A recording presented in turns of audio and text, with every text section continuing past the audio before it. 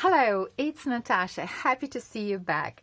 In today's video, I want to share with you a couple ideas how to use your favorite big, bold floral images and your water-reactive inks. So you will need an image, a floral image that is great for coloring, so the ones that are great for coloring, but the ideas I'm going to share with you today will work for the cases when you don't have time to color, or you're not very confident with your coloring skills, or you just want to have fun and you just want to go for a different, a new look. So I'm going to use this stamp set, Full Bloom from Pinkfresh Studio, and I'm also going to use coordinating die for this set. I will be using some Pinkfresh Studio inks because they are perfect for water-based techniques, and some of Pinkfresh Studio watercolors because again they match perfectly the colors of the inks. But you can obviously use any water-reactive inks that you have on hand. So let's jump right in. Okay, so I have my stamp on the dough of my Misty, and I'm going to use 3 colors of Pinkfresh Studio inks. As always, all the supplies will be linked below, and I'm going to ink my stamp with aquamarine, then blue jay, which is probably one of my favorite colors, and summer shower, so the lightest of the 3 colors.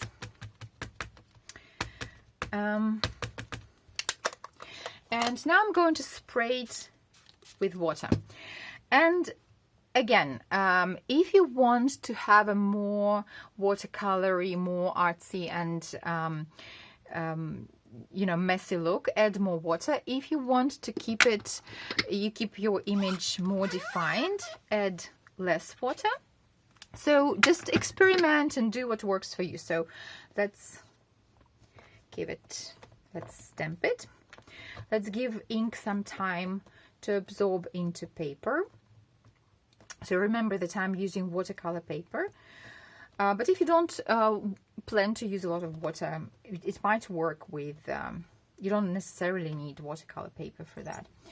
Okay, so some of my images didn't stamp, some parts of the image didn't stamp well, so I'm just going to repeat the process. With the second stamping, for example, if you did a better job than I did with inking your image, you can again stamp with water, or you can stamp it without adding water if you want to.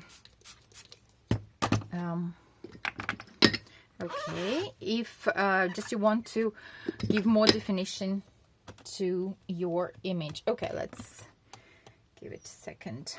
So here I have some parts that didn't stamp quite well. Okay. And okay. Yeah. And like so. So it's kind of like a crafty workout, isn't it? So just give a good pressure. Okay. Yeah, I think I quite like it. All right, so now we'll leave this to dry for a while and we'll prepare our background. For the background, I'm going to use matching colors of Pinkfresh Studio watercolors. So I had these 3 inks, and I'm going to use these 3 watercolors: Blue Sky, Sapphire, and Aquamarine. Okay, so now I'm going to create a background. I'm just using a regular brush. You can use any brush you have at hand. And I'm going to use the lines on my grid mat to help me paint more or less straight lines. you can go for diagonal lines because it's easier to paint them, and not that it's easier, but if they go wonky or if you don't have them straight, it's not so visible as if you go with straight lines. And in a minute I'll show you a card that I made with diagonal lines, a similar card, basically the same idea, just in different colors. But I want to try to go for horizontal lines. So, and I'm just going to start with aquamarine. So, and if you know me, you know that I like wonky lines. I think that they make handmade cards particularly charming, and so I don't mind wonky lines at all. So then again, and I'll just repeat this to create stripy pattern on our watercolor cardstock.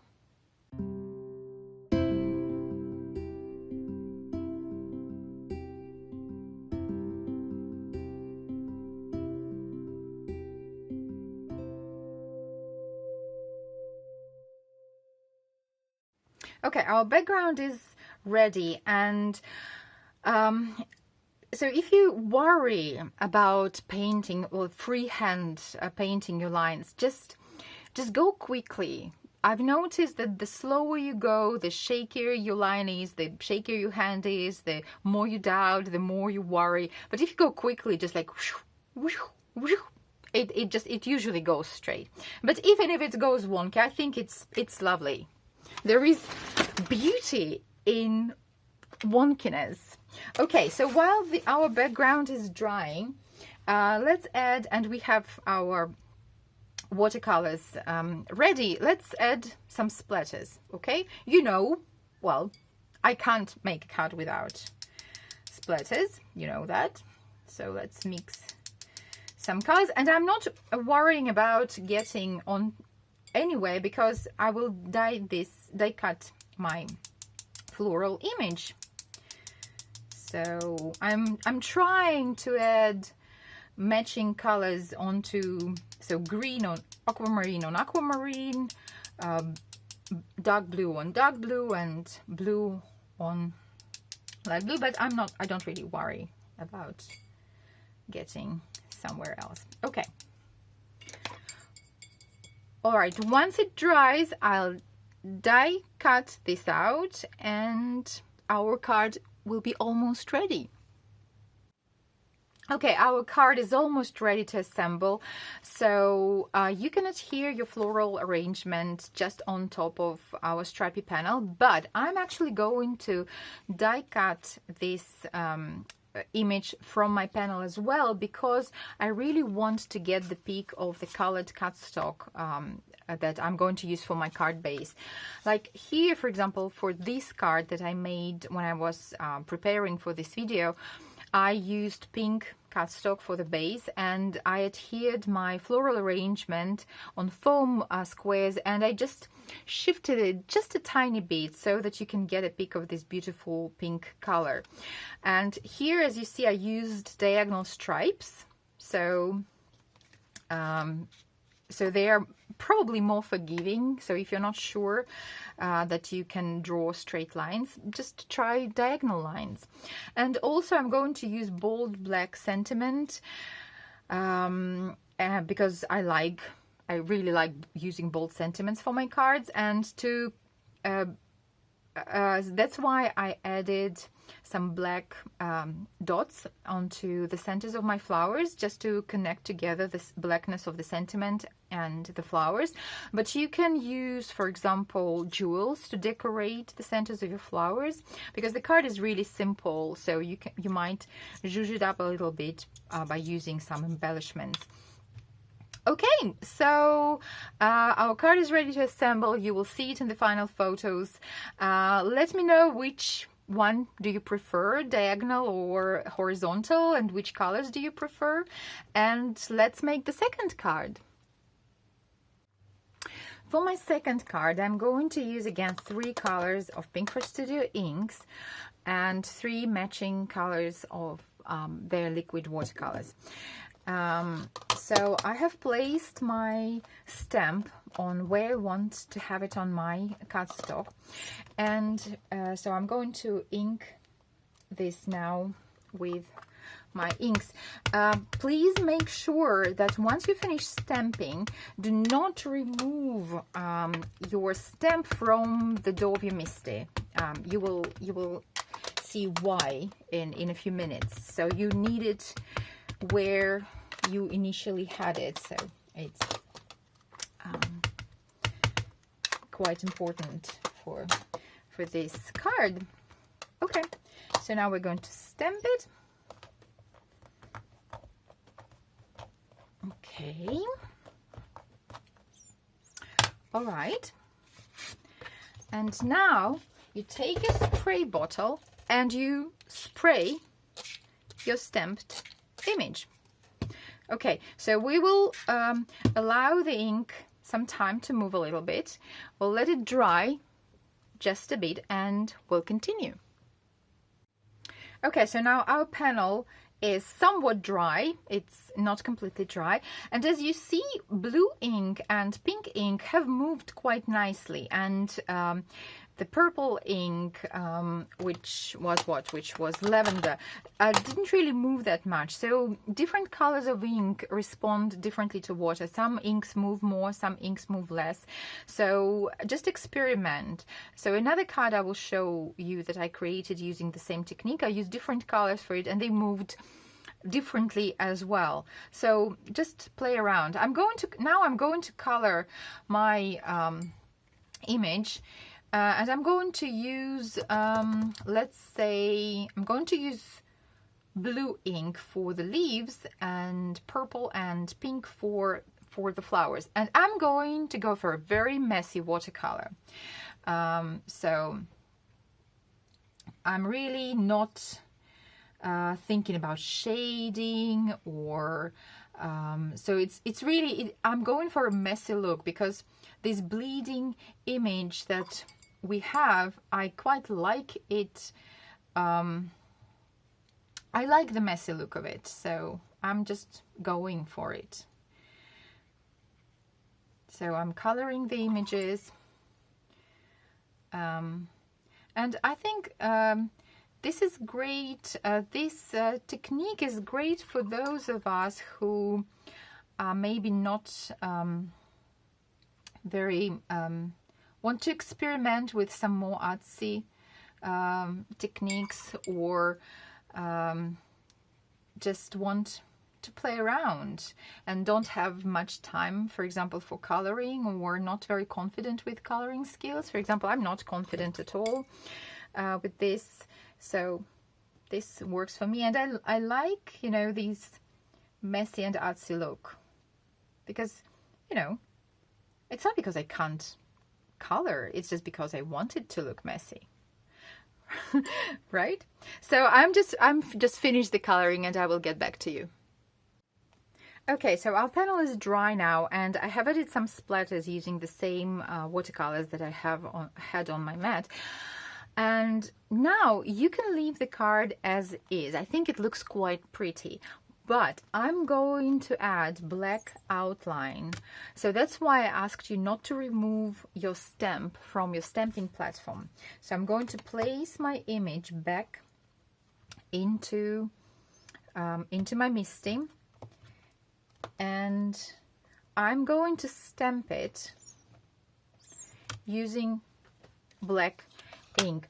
But as I say, you can leave it as is. I think it's with the black outline, it will certainly look more bold.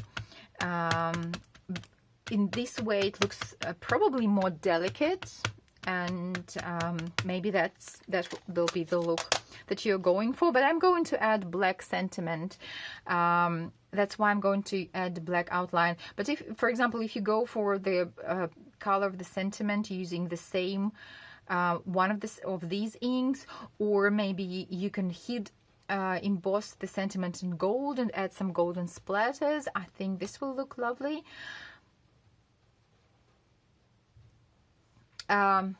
Yeah, I probably should have done that. But okay, anyway, I'm adding black outline. Ta-da! So I hope it worked out. The moment of truth. Yeah, I love it. Okay, so now I will finish assembling my card. I'm going to run it through die cutting machine using diagonal stitch rectangles. This will straighten up my panel because it is a little bit warped after watercolor, and it will also decorate the edge. And I'm going to use some bold sentiment and one of the colors of colored cardstock for the base, blue or pink. I don't know. Decisions. So here is the original card that I made again when I was thinking about the video. For this card, I used Blue Jay and Aquamarine, just 2 colors, and they moved nicely, and I really like how it turned out. And so here are the cards that we created today. I hope you like this idea, how to use your favorite big floral images and your water-reactive inks. I hope you give this idea a try. Have fun playing with your favorite colors, with your favorite inks, and with your favorite big floral stamps. Have a wonderful day. Be safe, take care of yourself, and thank you very much for your time, and hope to see you again soon. Bye.